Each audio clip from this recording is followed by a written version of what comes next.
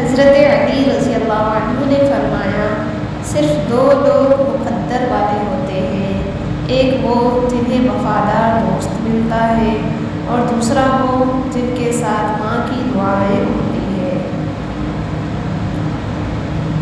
گفتگو میں نرمی اختیار کرو کیونکہ لہجے کا اثر الفاظ سے زیادہ ہوتا ہے۔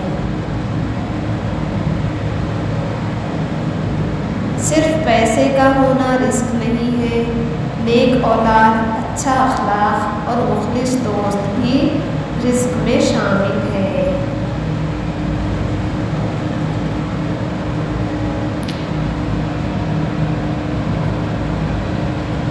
رشتوں کی خوبصورتی ایک دوسرے کی بات کو برداشت کرنے میں ہے۔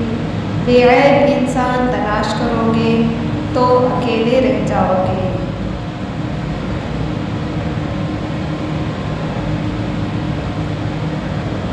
ساری دنیا کے سارے لوگ تجھے اپنے فائدے کے لیے چاہتے ہیں، صرف تیرا رب ہی ہے جو تجھے تیرے فائدے کے لیے چاہتا ہے۔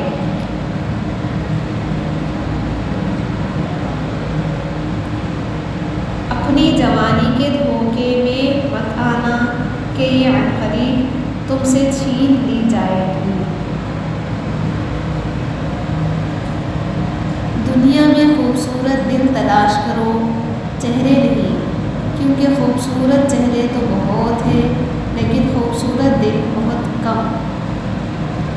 جب تم پر کوئی مشکل آ جائے تو کسی کا احسان نہ لو، کیونکہ مصیبت 4 دن کی ہوتی ہے اور احسان زندگی بھر کا ہوتا ہے۔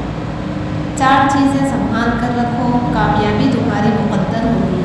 نماز میں دل کو، تنہائی میں سوچ کو، محفل میں زبان کو اور راستے میں نگاہ کو۔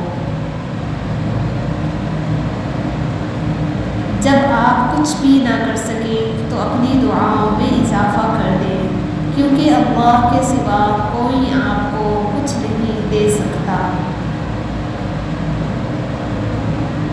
تم خود اپنی دعاؤں سے ہی اپنا مقدر لکھتے ہو اور تمہاری دعائیں ہی تم تک وہ سب لے آتی ہیں جو تمہارا نصیب بھی تمہیں نہیں دے پاتا۔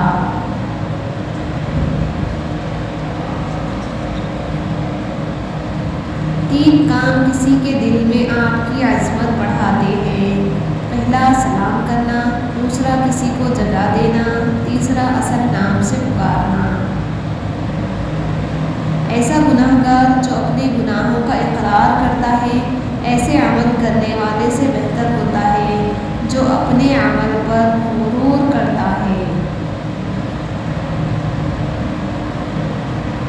انسان رہ سکتا ہے محبت کے بغیر، رشتوں کے بغیر، لوگوں کے بغیر، مگر انسان اللہ پاک کے بغیر نہیں رہ سکتا۔ تمہارے والدین تمہیں بچپن میں شہزادوں کی طرح پالتے ہیں، لہٰذا تمہارا فرض بنتا ہے کہ ان کے بڑھاپے میں تم ان کو بادشاہوں کی طرح رکھو۔